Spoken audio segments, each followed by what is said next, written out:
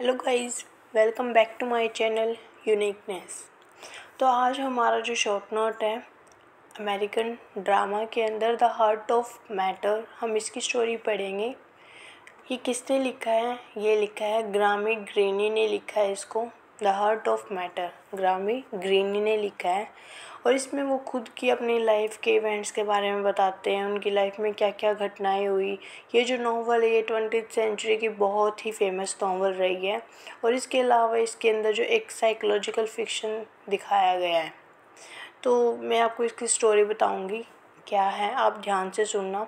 और मैंने एक बात नोटिस की है कि जैसे अलग अलग यूट्यूबर्स की अलग अलग थोड़ी थोड़ी स्टोरी में डिफरेंस आ ही जाता है, जो कोई कैसे भी बताए, बट इसका जो मेन प्लॉट है, जो चीज़ें होती हैं, इवेंट्स होते हैं, उनके बारे में आपको पता होना चाहिए। और ज़्यादा पैनिक होने की ज़रूरत नहीं है कि उस यूट्यूबर ने ये कहा था, उस यूट्यूबर ने ये कहा था। तो आपको जस्ट इसकी मेन आउटिंग पता होनी चाहिए कि क्या स्टोरी है, ठीक है। तो मैं आपको बताती हूँ इसके बारे में। तो सबसे पहले इसके अंदर जो मेन प्रोटोगोनिस्ट कैरेक्टर उसके बारे में डिस्कस कर लेते हैं, वो है हेनरी स्कोबी। आप साथ साथ लिख भी सकते हो, हेनरी स्कोबी। और मैं इसकी कैरेक्टर्स के नेम भी डाल दूँगी एक जगह पे, ठीक है, वीडियो के अंदर, तो आपको समझ में आएगा कि मैं क्या बोल रही हूँ। तो जो हेनरी स्कोबी है वो इसका मेन प्रोटोगोनिस्ट कैरेक्टर है द हार्ट ऑफ मैटर में। और वो एक डिप्टी कमिश्नर है और वो ना एक अफ्रीका के अंदर वेस्ट कोस्ट पे रहता है, ठीक है। और ये जो टाइम है जब ये स्टोरी सारी हुई है 20th सेंचुरी में, तब वर्ल्ड वॉर 2 के बाद का टाइम है। And he is responsible for local security. और वो किसके लिए रिस्पॉन्सिबल है कि उसकी जिम्मेदारी कमिश्नर वो मतलब कि डिप्टी है, तो फिर उसकी ये रिस्पॉन्सिबिलिटी है कि उसको ना लोगों की सिक्योरिटी करनी है, उनका ध्यान रखना है, ठीक है। नेक्स्ट कैरेक्टर है स्कूबी, लुइस स्कूबी, ठीक है। ये उसकी वाइफ है, हेनरी स्कूबी और लुइस स्कूबी। जो स्कूबी है वो बहुत अनहैप्पी सी लेडी है और वो ऑलमोस्ट अलोन ही रहती है। उसको लोगों की कंपनी, उनके साथ फ्रेंड्स बनाना, लिटरेचर, मतलब कि उसको लोगों से मिलना अच्छा नहीं लगता, बट उसको लिटरेचर अच्छा लगता है, पोइट्री अच्छी लगती है, कोडिंग वगैरह उसको बहुत अच्छी लगती है। जो हेनरी स्कोबी है वो अपने आप को इस चीज़ का रिस्पॉन्सिबल पाता है कि मेरी वाइफ का जो बिहेवियर है वो सिर्फ मेरी वजह से है कि वो लोगों से मिलना पसंद नहीं करती, उसको इतना ज़्यादा इंटरेक्ट होना अच्छा नहीं लगता। She don't love her too much. और यहाँ तक कि जो स्कूबी था हमारा हेनरी स्कूबी, वो अपनी वाइफ को इतना ज़्यादा प्यार भी नहीं करता था, लुइस स्कूबी को। तो कुछ सालों बाद पहले की बात है कि उनकी एक बेटी हुई थी, दोनों की, हेनरी की और लुइस स्कूबी की। तो उन्होंने उसका नेम रखा था कैथरीन, क्योंकि रखा हुआ, बट कुछ रीज़न ऐसे रहे कि वो चल बसी इंग्लैंड के अंदर ही। सॉरी। और जो बोथ हस्बैंड वाइफ है वो क्या क्या फॉलो करते हैं, कैथोलिक रीजन को वो ज़्यादा से ज़्यादा फॉलो करते हैं। ये इसकी मेन अभी दो कैरेक्टर के बारे में हमने पढ़ा। हेनरी है वो इसके अंदर मेन प्रोटोगोनिस्ट कैरेक्टर है, उसकी एक वाइफ है जिसका नाम क्या है, लुइस स्कूबी, ठीक है। इन सब के बाद टू मतलब ये वो यहाँ तक कि वो अपनी पत्नी को वाइफ भी नहीं करता और वो हमेशा ये कोशिश करता है कि उसकी वाइफ हमेशा खुश रहे। वो अपनी जॉब को बहुत अच्छे से निभाता है, उससे बहुत ज़्यादा प्यार करता है। क्योंकि अभी रिसेंटली वो क्या होने वाला है, प्रमोट होने वाला है, वो डिप्टी है।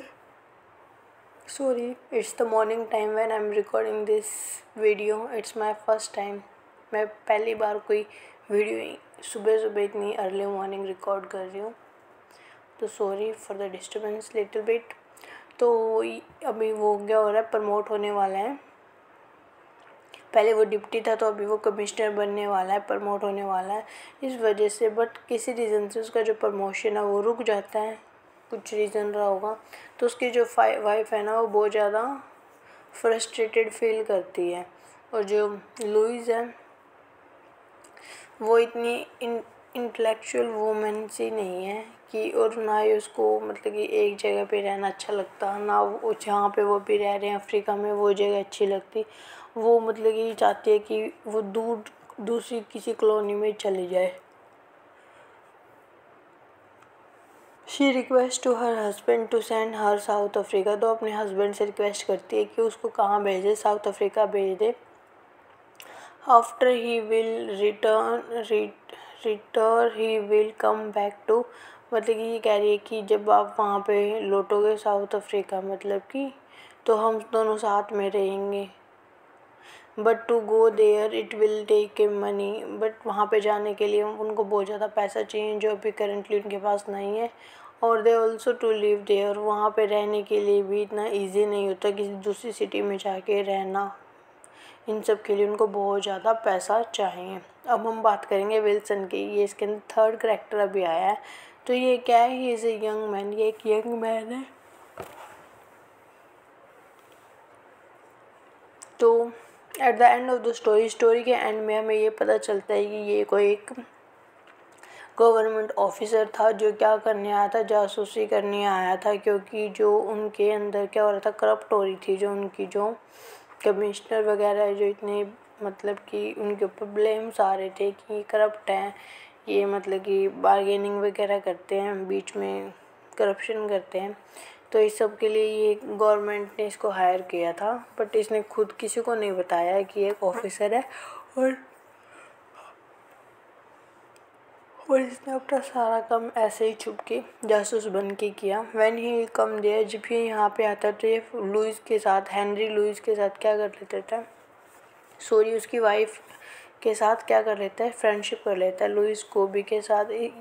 जो रीज़न रहा इन दोनों की, एक तो वो मतलब कि लुइस कोबी है, उसको किसी से बात नहीं करना पसंद, ना वो किसी से अच्छे से बात करती है। दूसरी तरफ वो जो विल्सन है उसके साथ उसकी फ्रेंडशिप हो जाती है। क्यों, इसका रीज़न ये रहा क्योंकि जो विल्सन है उसको भी क्या पसंद था, ज़्यादा पोइट्री पढ़नी पसंद थी। जब भी आपस में 2-3 बार मिल लेते हैं जो, तो लुइस कोबी है वो क्या करना स्टार्ट कर देती है, सॉरी जो 2-3 बार मिल लेते हैं जो विल्सन है तो वो उस कोबी को लाइक करने लग जाता है। But she did not love him, but वो उसको क्या नहीं करती, प्यार नहीं करती लुइस तो, बट विल्सन उसको करता है। इन बिटवीन क्या होता है, जो हेनरी स्कूबी होती है वो क्या करता है, वो कोशिश करता है कि वो बैंक से किसी तरह लोन ले ले। वो एप्लीकेशन भी डालता है बैंक के अंदर, पर उसकी जो एप्लीकेशन है वो रिजेक्ट हो जाती है। नाउ ही नीड मनी, अब उसको पैसे की ज़रूरत है। तो इस सिचुएशन में वो एक ट्रेडर से मिलता है जो इलीगल ट्रेडर है डायमंड का। तो कहाँ, तो एक वो मतलब कि डिप्टी कमिश्नर, और दूसरी साइड वो किसी इलीगल पर्सन से मिलता है जो डायमंड्स वगैरह की वो करता है, सप्लाई करता है। तो यहाँ से उसकी जो लाइफ है वो टर्निंग पॉइंट लेती है। तो यहाँ पे एक यूसुफ है जो ओनर है, जिससे वो क्या लेता है, लोन लेता है। तो जिससे वो लोन लेता है वो बहुत ही इंसल्टेड सा पर्सन है, उसकी मतलब कि बिजनेस बहुत ज़्यादा इलीगल है और सब हर जगह उसकी बदनामी हो रखी है। जो पुलिसमैन है वो किसी न किसी तरह से अरेंज कर लेता है इससे पैसे वगैरह। He send his wife to South Africa and now he is little bit more happy. वो अपनी वाइफ है जो लोन लेके उससे, यूसुफ से, अपनी जो पत्नी है स्कूबी को, मतलब कि लुइस स्कूबी को कहाँ भेज जाता है, साउथ अफ्रीका भेज देती है उसकी ड्रीम जगह पे। And she go he feel happy, इस वजह से उसको बहुत ज़्यादा खुशी भी होती है। शी इज़ हर रिस्पॉन्सिबिलिटी, क्योंकि वो उसकी रिस्पॉन्सिबिलिटी थी। और इस तरह से now she go away he feel happy, जैसे ही वो बाहर दूर चल जाती है तो वो क्या करता है, हैप्पी फील करता है। One ship is seen in the sea and all the superior come there in western court. एक दिन क्या होता है कि ना उनके ना एक समंदर के अंदर तो वो एक शिप जो डूब जाता है। तो इस वजह से जो वेस्टर्न कॉलोनी के जो पर्सन है वो कहाँ पे आ जाते हैं, हेनरी स्कूबी की कॉलोनी में आ जाते हैं रहने के लिए। जो भी उनमें से बचते हैं, मोस्टली तो डूब के मर जाते हैं, लेकिन जो बचते हैं तो वो कहाँ पे आ जाते हैं, हेनरी स्कूबी की कॉलोनी में आ जाते हैं। तो उनमें से एक कौन होती है, कौन होती है, एक हेलन होती है। हेलन और जो हेनरी है वो मतलब कि दोनों क्या बन जाते हैं, अच्छे दोस्त बन जाते हैं। कुछ टाइम बाद उनकी जो फ्रेंडशिप है वो रोमांस में टर्न ले लेती है, जिसका रिज़ल्ट क्या होता है, जो हेनरी स्कूबी है वो बहुत ज़्यादा सोचता है नाउ, और इस वजह से वो ऐसा फील करता है कि जो हेलन है वो उसकी रिस्पॉन्सिबिलिटी बन चुकी है। तो उनका जो रिलेशन था which he have with Helen, he speak many like, जब उसका रिलेशन होता है हेलन के साथ तो उस टाइम वो बहुत सारे क्या बोलता है, झूठ बोलता है। The money he is borrowed from Yusuf, जो भी मनी उसने यूसुफ से बोरो की होती है, जो मर्चेंट डायमंड मर्चेंट होता है, तो he give support to him of the responsibility with Helen. तो फिर मतलब उसको भी पता चल जाता है इनके बारे में, तो वो सपोर्ट करता है इसको। Goes in to deep they meet every day, तो इस वजह से वो एवरी डे मीट करते हैं हेलन और हेनरी। उनका जो रिलेशन है वो धीरे धीरे क्या होने चल पड़ता है, बहुत ज़्यादा डीप होने लगता है। फॉर डैट हेलन सेड, इस वजह से जो हेलन है वो कहती है कि तुम अपनी पत्नी को डिवोर्स दोगे या नहीं दोगे, बाय द हेल्प ऑफ, मतलब कि तुम्हारा तो कैथोलिक जो रिलेशन है, जो कैथोलिक जो तुम्हारे रिलीजन है उसकी हेल्प से तुम अपनी पत्नी को डिवोर्स दे दो, एक्स्ट्रा बहुत कुछ बोलती रहती है। तो इस वजह से उन दोनों में बहुत बार फाइट भी हो जाती है हेलन और हेनरी के बीच में। एक दिन क्या होता है, जो हेनरी स्कूबी है वो एक अपनी वाइफ का टेलीग्राम, एक मैसेज पाता है कि वो कहती है कि मुझसे गलती होगी कि मैंने साउथ अफ्रीका आई में, तो मैं वापस आ रही हूँ, ये सब वो अपने एक टेलीग्राम में लिखती है। तो इस वजह से जो हेलन है वो बहुत ज़्यादा फ्यूरियस हो जाती है, बहुत ज़्यादा नाराज़ हो जाती है, और वो क्या करती है, that Helen also say sorry to her. इसके बाद वो एंड में सॉरी भी कहती है कि मैंने अच्छे से बिहेव नहीं किया आपके साथ। She say that she will do something, और वो ये भी कहती है कि मैं कुछ ना कुछ ज़रूर करूँगी, जो आपका जो स्ट्रेस है ये सारा क्या हो जाएगा, रिड्यूस हो जाएगा। हेनरी स्कूबी को ये सब वो बोलती है। यहाँ पे जो हेनरी स्कूबी है वो क्या फील कर रहा है, वो कुछ उसके दिमाग में कुछ और ही चल रहा है। तो इस वजह से उसकी क्या होती है, ऑफिशियल उसकी इंक्वायरी भी होती है, मतलब कि वो कहाँ उसको सपोर्ट करने लग गया था यूसुफ को, जो इलीगल जो डायमंड उनकी वो करवाता है। तो इस बीच से जो उनका जो कनेक्शन था उसका और जो यूसुफ का, he is feeling like peoples do जासूसी फॉर हिम। तो इस वजह से उसको क्या फील होने लगा था कि जो लोग उसकी जासूसी कर रहे हैं। उनके होम में एक सर्वेंट बॉय था अली, वो एक यंग बॉय था जो मोस्ट ट्रस्टेड सर्वेंट था उसके घर में। तो वो उस पर भी शक करने लग गया था। The boy is not doing his जासूसी, तो जो बॉय है वो उसकी जासूसी नहीं कर रहा था। और उसकी जो वाइफ थी लुइस, वो आ जाती है वहाँ से। शी एम्पैथाइज ऑन हेनरी, तो वो हेनरी के ऊपर बहुत ज़्यादा जोर देती है कि हम चर्च के अंदर जाएंगे, हम डेली वहाँ पे जाएंगे, ठीक है।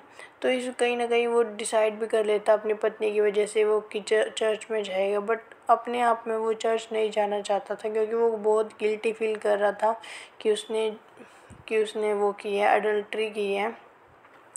इस वजह से जो उसका जो पास था उस वजह से वो बहुत गिल्टी फील करता था।